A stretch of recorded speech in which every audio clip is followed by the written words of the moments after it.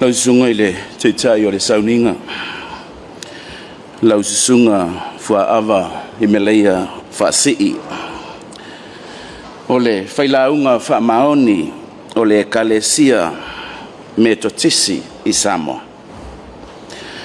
Fiole sui komisina o Aotearoa lau Afioga Miss Claire McKinnon. Afifio faululunga o matanga aluenga ma whaalapo putonga le malo. Afifio paanga o make te nane le afifio ma ave ese wa fia poto e moli mawina le famo moyo le so. Talofa lava. Malo le soifua maua ma le langi mamai le neita ya fau. O lea ua maea o na momoli lapa o malo. Ua maea foi o na whaata atia le Samoa e pe o le fale o Samoa le malama. E ala I le taulanga sitia e whawhetai ai le lofa tunoa o lo tātou ta pa ausilio I le langi. Ua a pele ai lo o tau soifua ai o se ola whatau waa. Ua mawhai ai o na tātou whesila whai. I le lau fufonga fia ma le anganga ua whaatumulia I le oli ma le file mu. Ua e whaapopo o aso ua. A o asa folau foi e le tua e peo na iai le so. Ua whaamalo le soifua lau le lei.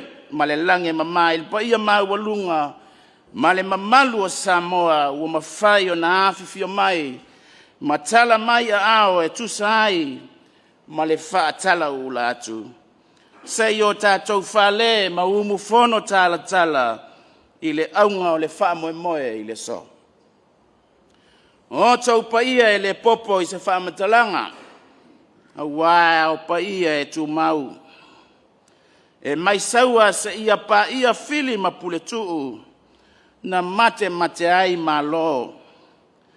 A o ele sa o lo o pola pui ele pule a vai singano ya mate ai tu au tu ai le to o vai singano. O pa ia wa ainga maulato tama foi maulato ainga. Tu mua mapule I tu au mana taua ainga I le tai ma le vaa e tasi o Samoa. No nā lea vi inga o lo tātou tāpa au sili. A wā o lona mata I sau a mafua ai le nei tai au. O lo tātou wala lea I malo. Ma le whaapongai o manuia ua tātou sapi ai le so. Whaaftai lausunga I le whailaunga whaamaoni. Mo whaamanuianga whaaleanganga e toma tau ai le whaamoemoe o le nei tai au. Ma le aso fau.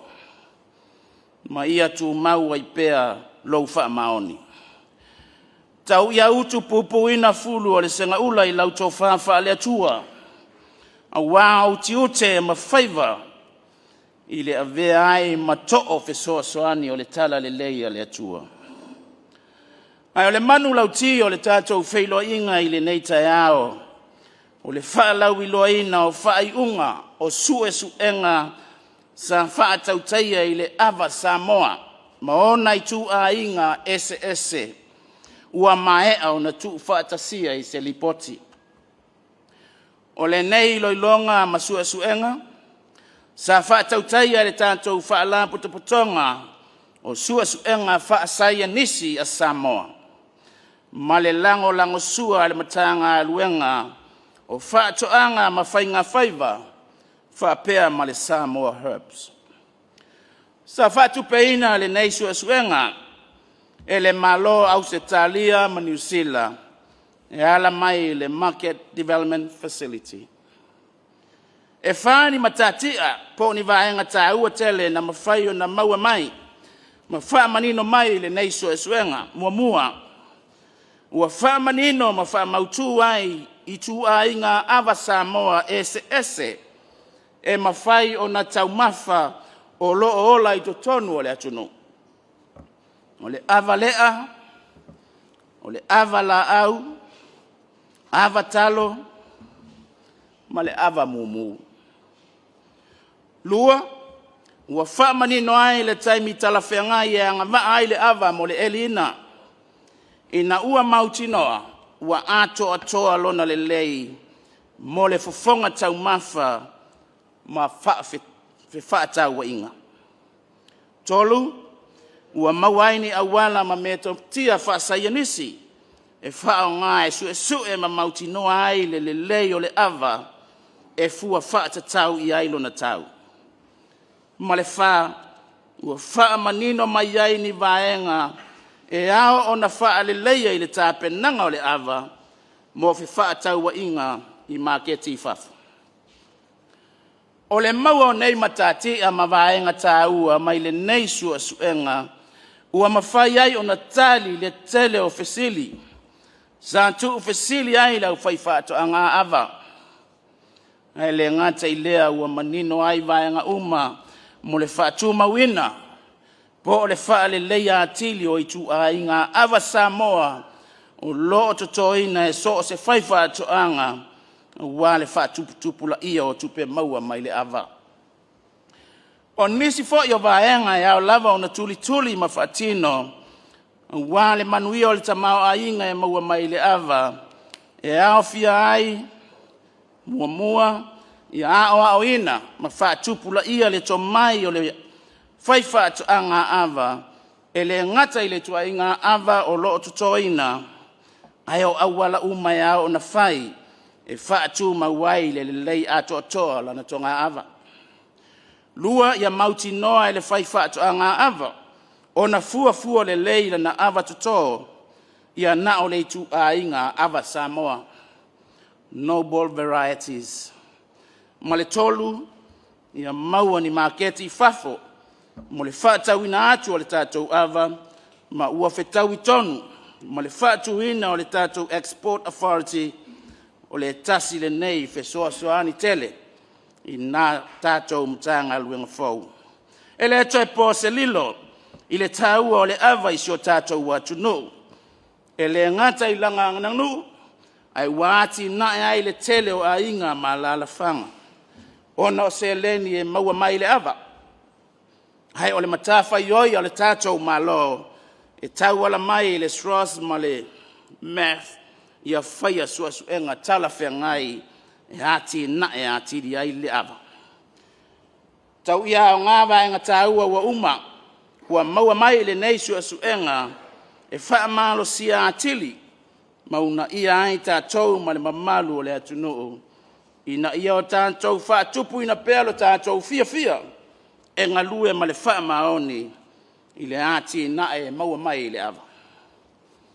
Whatai se tautalanga, e fia wha leo ai le nganga le whaaftaitele i le malo au Setalia, ma New Zealand, mo le lango ina ma le whaatupe ina o le nei suenga tāua i le Ava Sāmoa, e ala mai le polokalame le Market Development Facility. O le tātou lango mai, whaatasi masi o tātou fo i tu la au whaamanuiti atu, ua maea ma le manuia ai le nei suenga. A whai wina le nei whaamoe tua ma le fua, ia whaamanuia tele le atua, i whaiva matiute o lo o Tofi ta i tunga iai. And for the sake of our donors, it is a must to speak in a language of our donors. Lau susunga i le taitai o le sauninga, lau susunga whaava i meleia whasi. Deputy Australian High Commission to Samoa, Ms. Claire, esteemed guests, distinguished representatives and partners from the Market Development Facility, respected other farmers, industry stakeholders, and all present here today. It is with great honor that I extend a warm welcome to this momentous event, the official launch of the Ava Study Report. At the outset, I would like to express my deepest gratitude to the Government of Australia and New Zealand for their generous funding through the Market Development Facility, which has made this vital study possible. I would also like to comment the dedicated effort of the Scientific Research Organization of Samoa, the Ministry of Agriculture and Fisheries, and Samoa Herbs, as well as our hard-working Ava farmers from Upof, Savai, and Upolu. Your collaborations and contributions have been instrumental in this groundbreaking research. Ava holds profound cultural, social, and economic importance in Samoa. Beyond its traditional and ceremonial roles, Ava cultivations has become a vital source of income for many farmers. As global demands for Ava grows, Samoa has a remarkable opportunity to strengthen its presence in both regional and international markets. However, for Samoa to succeed in this space, we must ensure that the quality, consistency, and sustainability of our Ava products meet the highest market standards. The study conducted by S.R.O.S, with the support from MEF and MDF, represents a major milestone in our understanding of the quality, chemotype, and cover-lectone profiles of Samoa noble Ava varieties. The findings have provided, firstly, confirmation of 4 noble Ava varieties in Samoa: the Ava Le'a, the Ava La'au, Ava Talo, and Ava Mumu. Secondly, identification of optimal maturity stages for harvesting to ensure maximum quality. Thirdly, scientific validations of near-infrared spectroscopy and HPLC testing as reliable tools to enhance quality control.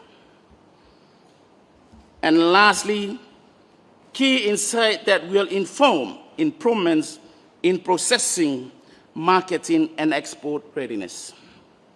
With these findings, we now have a clear path forward to develop and standardize quality productions for both local consumptions and export. I urge our farmers, processors, and exporters to adopt and use these findings to elevate Samoa's Ava industry. To ensure the future success of our Ava sector, we must focus on the following. Firstly, capacity building and training. Empowering farmers and processors with the knowledge of quality standards is essential. Secondly, sustainable cultivations. We must ensure that noble Ava varieties are preserved and cultivated effectively.